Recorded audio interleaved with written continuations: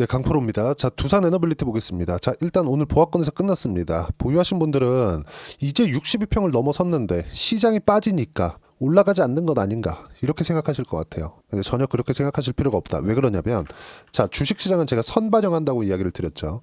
선반영한다는 건 실적보다 선반영하는 겁니다. 그리고 실적보다 어떤 부분이 선반영할까요? 시세예요, 시세. 가격이 먼저 올라가는 종목군이 앞으로 주도주가 된다는 거죠. 자, 그럼 이걸 한 템포만 딱 뒤늦게 보면 의미하는 바가 있습니다. 시장이 떨어질 때, 그리고 시장이 굉장히 약세 국면에 있을 때 마지막까지 가격을 지키고 있는 종목군들이 있습니다. 굳이 올라가지 않더라도 추세가 시장 추세가 무너졌는데 종목 추세가 같이 무너져요. 이럴 때는 그냥 이 종목은 시장이 반등할 때 기술적인 반등 정도만 나오는 거지 추세를 살리지는 못합니다. 기술적인 반등이 나온다는 건 우리가 최소한 이 바닥을 확인하고 매수를 해야 되거든요. 이게 어떤 부분이냐면 어디까지 빠져? 만약에 여기 뭐 이게 2만 원부터 만 원까지 내렸다고 쳐볼게요. 50% 빠졌죠. 그러면 50% 빠진 가격대에서 만 원에서 반등이 나올 수도 있겠지만 그 반등 나오는 폭이 정말 많아야 뭐 한 10%, 더 많으면 15%. 근데 50% 빠지고 10%에서 15% 반등 나오는 건 사실상 당연하잖아요. 그래서 시장이 무너질 때 같이 무너지는 종목은 하면 안 됩니다. 그러면 두산에너빌리티가 이렇게 보면 뭐 추세를 유지하고 있는 것 같지도 않을 수도 있습니다. 근데 시장을 보면 이야기가 달라진다. 자, 보세요. 코스피 같은 경우에 7월 달부터 하락 구간을 계속해서 만들어 왔죠. 이것도 많이 쳐준 겁니다. 왜 그러냐면 하이닉스의 강세가 있었기 때문에 그래요. 코스닥 같은 경우에 어때요? 쭉 보면 7월 달. 여기는 23년 7월 달이거든요. 그쵸? 23년 7월 달이잖아요. 23년 7월부터 고가를 찍고 떨어져서 거의 뭐 급락 구간이죠. 그리고 나서 반등은 했지만 기술적 반등 정도에서 멈췄고요. 하락 구간을 계속 만들었습니다. 이게 이제 거의 1년이 다 돼가는 23년 3월 달입니다. 이게 의미하는 바가 뭐냐? 주식 시장은요. 추세가 유지되고 있을 때 최소한의 가격대, 그렇죠? 최소한의 추세를 유지하고 있는 종목군이 시장은 떨어지면 올라오겠죠. 이때 주도주가 된다는 겁니다. 그 중에 하나가 두산에너빌리티 원전이다. 자, 그러면 두산에너빌리티가 움직일 때 두산에너빌리티만 움직이나요? 그렇지 않죠. 예를 들어서 미국의 SMR 선행돼야겠죠. 두산에너빌리티가 움직이니까 미국의 SMR 즉 뉴스케일 파워가 움직이진 않아요. SMR이 움직였을 때 그 반대가 되겠죠. 그렇죠? 자, 그러면 한국 시장에서 같이 움직이는 종목군들 두산, 우리기술 이런 종목군들 보자고요. 그렇죠? 우리기술은 반등폭이 상대적으로 적었기 때문에 오늘 4% 정도의 반등이 나온 거고 원전을 할 때는 두산이 먼저 올라가는 상황. 이게 왜 그러냐면요. 20년과 21년도에는 이렇지 않았거든요. 근데 반등이 강하게 나오면서 시가총액이 훨씬 더 높아졌고 그리고 무엇보다도 분할합병 관련된 이슈. 그렇죠? 분할합병 관련된 이슈가 더 이상 나오지 않는다는 겁니다. 이제 물론 지금도 정치적인 불확실성이나 이런 부분들이 지속되고 있죠. 한국 시장에서는. 근데 미국에서는 원전 관련된 내용들이 계속해서 모멘텀으로 작용을 하고 있고 SMR, 뉴스케일 파워의 주가도 이제 바닥을 찍고 반등하는 상황. 미증시가 떨어지는데도 불구하고 제가 미증시 이야기도 드릴 겁니다.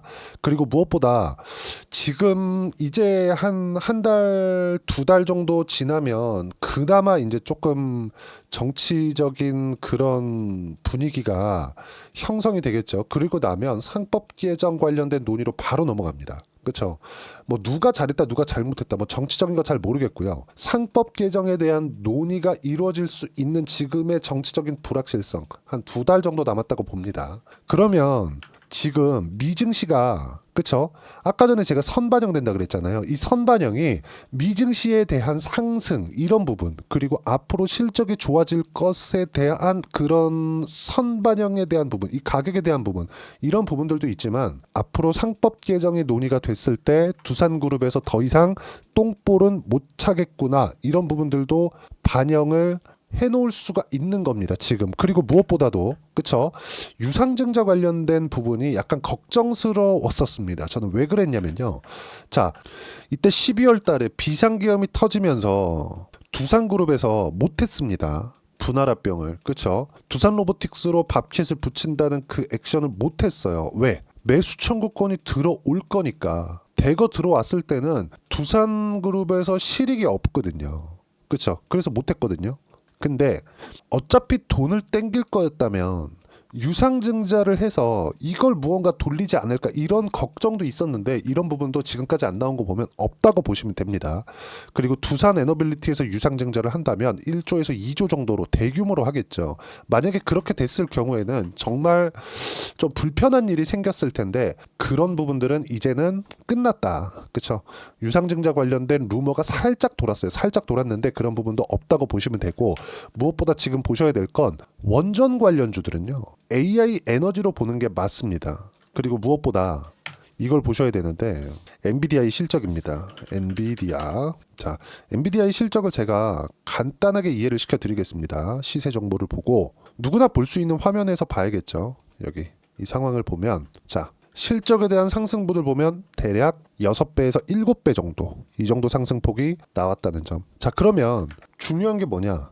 엔비디아의 주 고객층이 바뀌었다는 겁니다. 엔비디아의 주 고객층이 어디예요? 이제 우리가 이름만 대면 알만한 빅테크들, 미국의 빅테크들, 나스닥에 상장돼 있는 마이크로소프트, 아마존, 구글, 메타 이런 기업들이에요.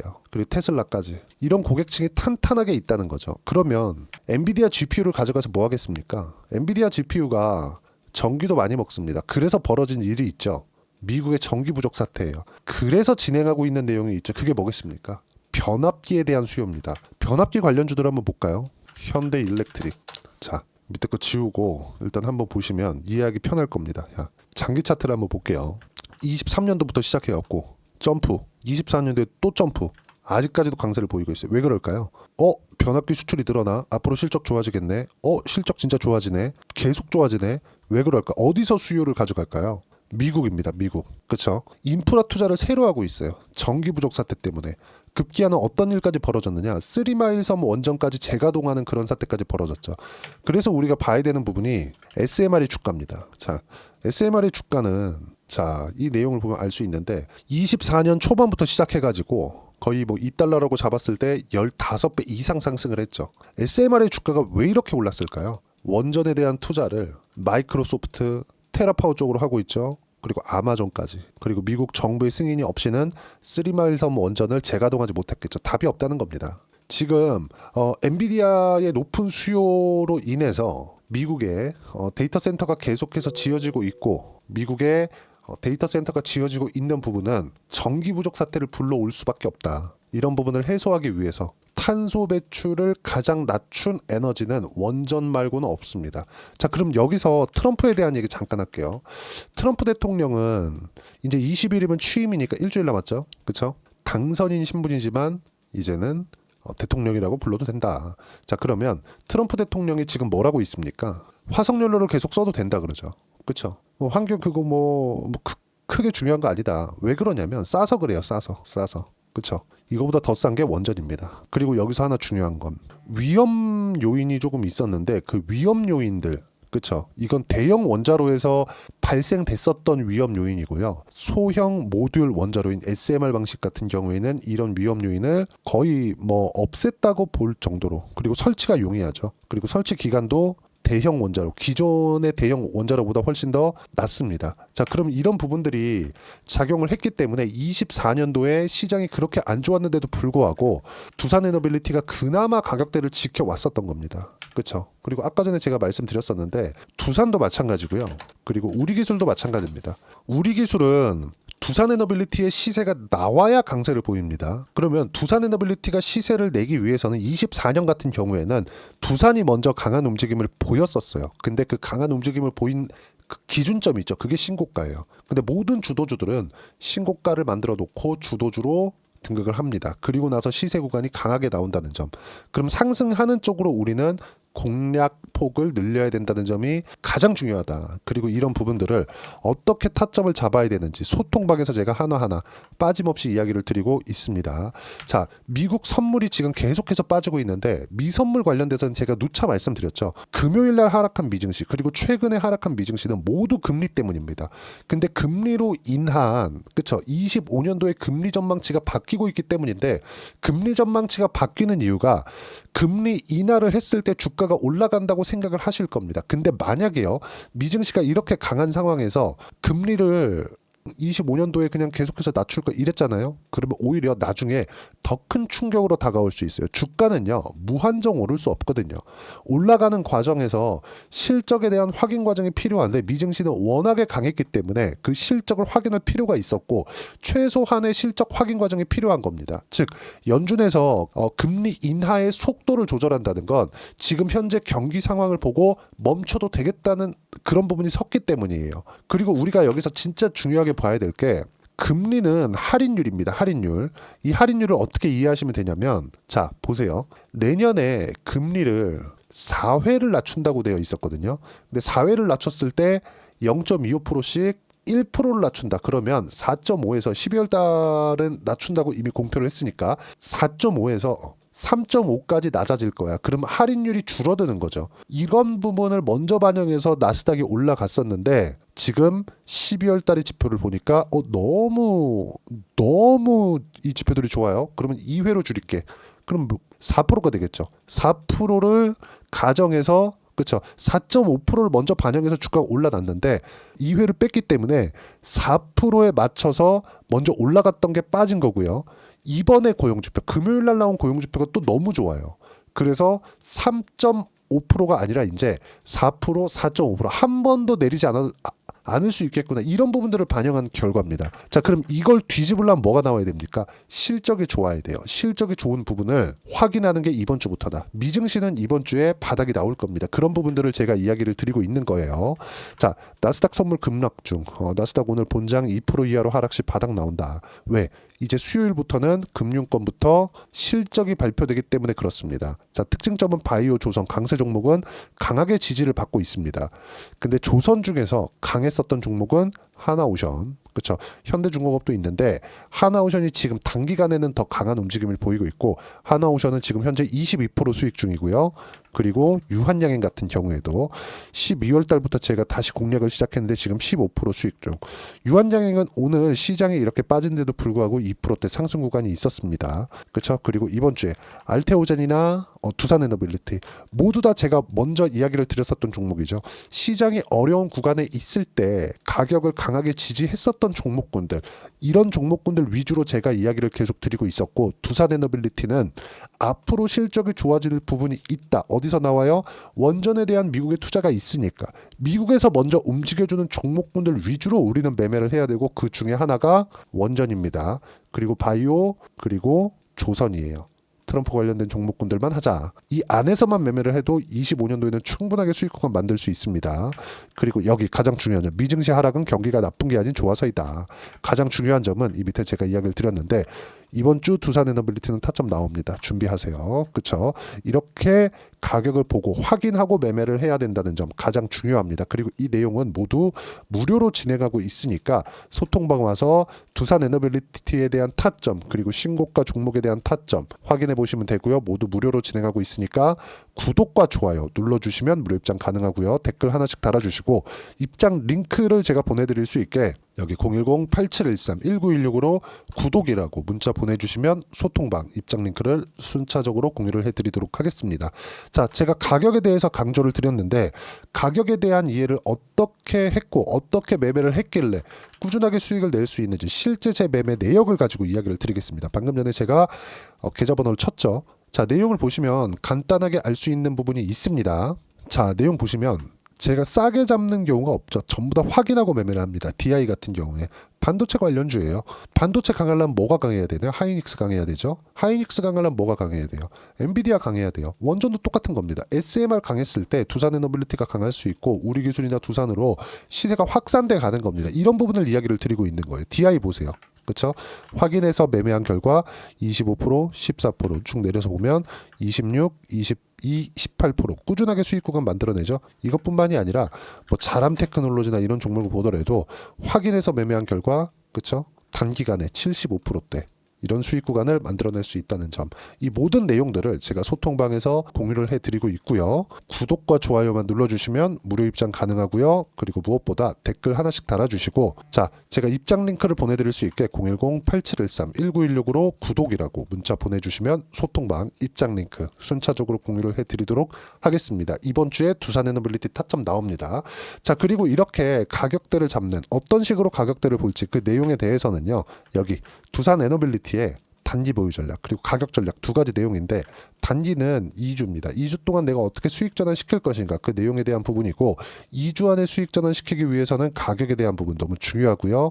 가격에 대한 부분이 이해가 되었을 때는 주도주 그리고 신고가 두 가지 내용들을 스스로 판단할 수 있습니다. 이 내용도 모두 무료로 공유를 해드리도록 할 테니까 구독과 좋아요 눌러주시고요.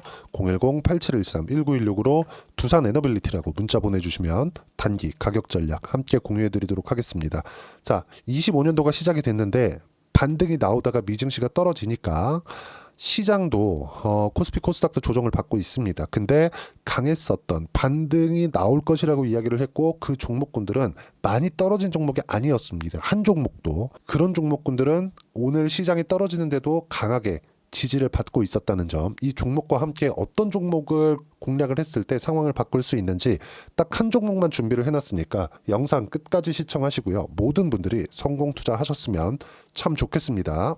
자, 여전히 시장은 녹록지 못합니다. 이런 상황이 벌어지는 건 어쩔 수 없습니다. 이런 상황에서도 수익이 나는 종목들의 구조는 변하지 않습니다. 즉, 대시세 종목에 대한 구조는 변하지 않는다는 거고, 실제 제가 소통방에서 지속적으로 이야기를 드리고 있는 내용도 대시세 종목이나 시장 주도주를 공략하는 건 철저하게 가격 분석을 하라고 이야기를 드리고, 가격 분석 이후에는 이슈에 대한 파악, 그리고 이슈를 파악하고 나서는 다시 내가 얼마에 매수할지 그 타점에 대한 부분을 지속적으로 언급을 하고 있습니다. 자, 근데 생각해 보세요. 시장이 굉장히 어려웠습니다. 어려운 상황에서의 어떤 종목들이 강했냐 보면 반도체와 그리고 바이오입니다. 자, 실제 여기 보면요. HLB에 제가 실제 매매한 내용을 띄워놓고 보여드리고 있는데, 1월 22일부터 매매를 시작해서 4일 동안 31%의 수익 마감이 됐고요. 그리고 여전히 신고가 종목입니다. 자, 그리고 그 다음 어보브 반도체, 이름을 보시다시피 반도체 종목이죠. 그리고 AI 반도체는 지속적으로 강세를 보이고 있습니다. 이 종목도 신고가를 먼저 달성한 이후에 제가 21%의 단기간에 21%의 큰 수익을 내고 마감이 됐습니다. 다시 재공략을 준비하고 있고, 이런 부분은 소통방에서 다 공유를 해드립니다. 자, 그리고 코세스, 자, 코세스 같은 종목도 당연히 그쵸, 신고가 종목이고요. 그리고 반도체 종목입니다. 이 종목도 영업일 기준에서 이틀 동안 대략 한 15%의 수익 마감이 됐습니다. 내용을 한번 보시면 어떻습니까? HLB를 포함해서 뭐 30%, 20%, 뭐 15% 이런 식의 수익이 지속적으로 발생하고 있는데, 이 세 종목 모두 다 신고가 종목이고, 1월 달에 시장이 약세를 보이고 있는 구간에서도 강했었던 그런 종목입니다. 특징점이 하나 있는데, 그 이슈에 앞서서 가격이 먼저 반영했다는 거죠. 그렇게 제가 가격을 먼저 보고 이슈에 대해서 파악하는 이유는 결과적으로는 큰 시세를 먹기 위한 사전 준비 작업입니다. 실제로 큰 시세를 먹기 위해서 사전 준비 작업을 했을 때 여기 레인보우 로보틱스 127%, 그리고 ISC 98%, 그리고 한미반도체 97%의 큰 수익을 내는 상황을 만들 수 있습니다. 어떤 식으로 소통방에서 진행됐는지, 그쵸? 그 상황을 제가 이야기를 드린 건데, 이런 상황도요, 당연히 신고가를 공략했을 때 가능한 겁니다. 자, 그러면 이번에도 마찬가지입니다. 그쵸? 정부 주도의 코리아 디스카운트 해소 방안이 2월 달에 발표를 하고요. 그리고 2월 달에 발표된 내용을 토대로 주가가 움직이는 게 아니라 이미 움직인 내용이 있죠. 실제 이 내용은 크게 중요한 게 아니라는 겁니다. 실제 움직인 내용을 보면, 자, 기아차입니다. 실제로 12월 달에 신고가를 만들어 놓고 정부에서 입김을 불어 넣으니까 순식간에 기아차를 포함해서 현대차 같은 거대 기업들의 주가가 2주도 채 되지 않아서 40% 정도의 큰 시세를 냅니다. 자, 그러면 우리는 어떤 종목을 봐야 될까요? 이슈를 파악해야 되는 것도 맞지만 철저하게 가격에 맞춰서 매매를 해야 되는 게 당연히 중요합니다. 정부가 주도하는 정책 방향이 있겠죠. 그 방향에 맞춰서 우리가 종목을 찾을 필요가 있다. 자, 그러면 답이 나왔습니다. 정부가 주도하는 방향에 맞춰서 제2의 기아차를 찾는 게 지금은 중요하다. 근데 정부 정책의 방향에 맞게 가자. 그랬을 때 앞서서 제가 보여드렸었던 내용인 여기 레인보우 로보틱스 127% 그리고 ISC 98% 그리고 한미반도체 97%와 같은 수익을 낼 수 있습니다. 물론 시간에 대한 부분은 최소 2주의 시간이 필요하고요. 그리고 최장 3개월 안에 끝내야 됩니다.